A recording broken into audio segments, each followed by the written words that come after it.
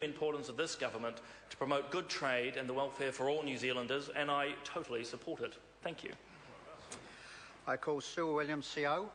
Mr Speaker, I'm happy to rise on behalf of the Labour Party to support this bill, and what I will want to do is spend some time articulating why we support it and conclude with some remarks that I hope the other side would accept as constructive criticism.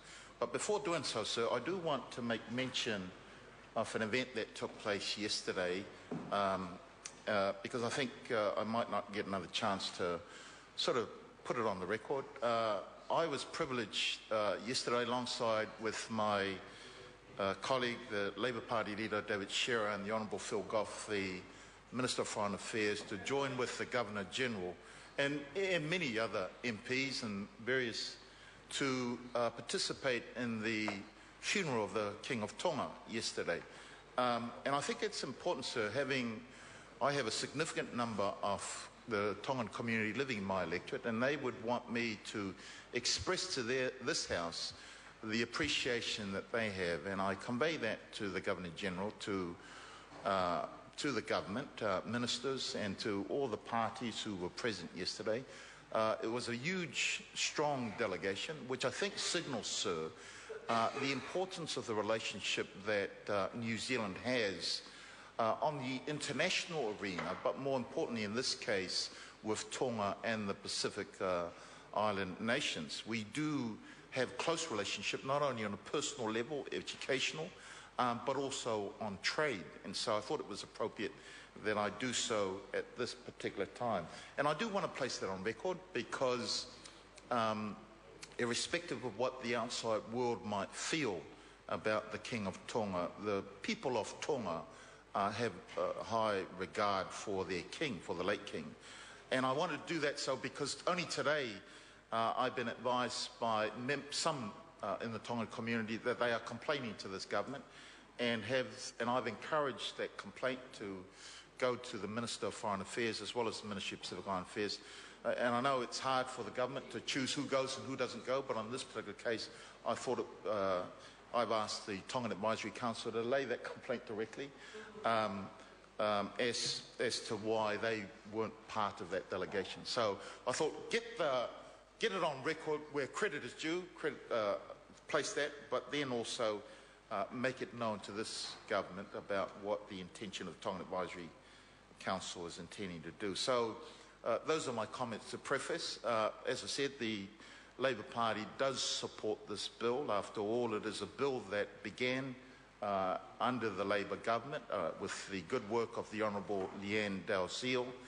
And I think it is important, as mentioned by other speakers, that we take this quite seriously. The safeguard measures are to try and ensure that duties are placed on certain goods that come into the country, particularly where our certain industries might be under threat. And it was interesting, I'm not a member of that select committee, so I didn't get a chance to hear the submitters, although I understand there were 5 submitters of significant organisations of New Zealand. But it was interesting reading some of the report that in terms of our used tyres, we've lost some significant industry because we did not place enough safeguards on certain goods. And I'll give you an example, sir. We've lost the footwear industry regards all types of children and men's and women's footwear.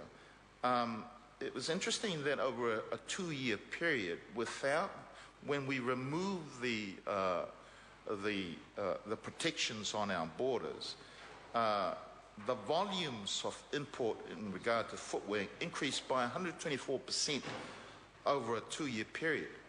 And as a result of that, sir, not only did we lose the market share, the profitability and the return on investment, but we lost, I suspect, thousands of jobs as a result of that. Again, I'm belabouring the point that there is a role for appropriate safeguards in order to protect our local industry.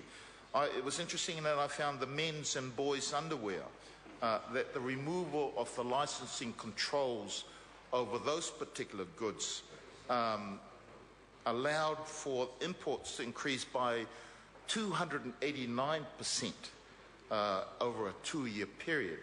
And again, what we have witnessed over the past as a result of not having those safeguards or those protection on our borders with regard to those goods is a complete loss, I would say, in that industry, the loss of profitability, the loss of our share market, and also the loss of hundreds, if not thousands, of jobs. Again, with used tyres, I note that in terms of used tyres for motor cars and light commercial vehicles, again, over a 1-year period, 92-93, there was an increase of 52% in our imports. And it was interesting that the Temporary Safeguards Authority didn't think that safeguard measures were needed at that particular time. There's also the abrasive discs in 1995. These are the grinding wheels or the cut-off wheels, and imports increased by 28% over a 1-year period. Again, the Temporary Safety Authority concluded that there was no ground for safeguard measures. The point I'm making, sir, is that Labor supports having these safeguard measures because I think where certain industries are threatened by imports, we need to act fast, we need to act decisively in order to protect those goods, but also to protecting the profitability in our own share market because, look, in this day and age, as this government knows, we're not only gone through a recession, we've hit depression. And I understand from some of my mates who are at the ports of Auckland that a recession is when their neighbour loses their job. But a recession is when not only the neighbour loses their job, but everybody else in that neighbourhood loses their job. So there is a real need, sir, in order for us to be protective of our manufacturers in particular. And I hope that in the years ahead we can do more work in order to increase and support and encourage the manufacturing industry, because I don't think, sir, that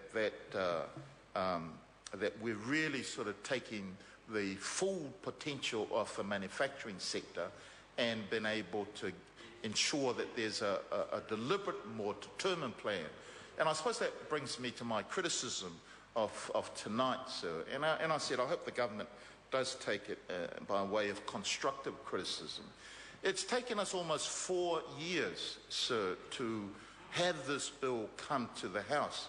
As I said earlier, it began with the former Labor government, with the good work of my colleague Yan Dalziel. It went to its first reading in 2009, and there were only 5 submitters, so it wasn't hundreds or thousands of submitters, so I don't think the Select Committee really took a lot of time to deliberate on this, but we're only now starting, this government bringing it in for the second reading. And so we should have had this in the House some time ago. And I suppose what that highlights is it reinforces what we have been saying all the time about this government. Where is the deliberate plan for protecting our industries, for boosting our economy, for creating jobs? Is it just simply rolling out these the action points? Where is the comprehensive plan? This, by the ad hoc nature of the way that this government has treated this particular bill, we're sort of continually on the back foot. Not only are they just focused on cuts of funding, cuts of public sector jobs, and we've not only... Mr. Speaker, do you recall when this government...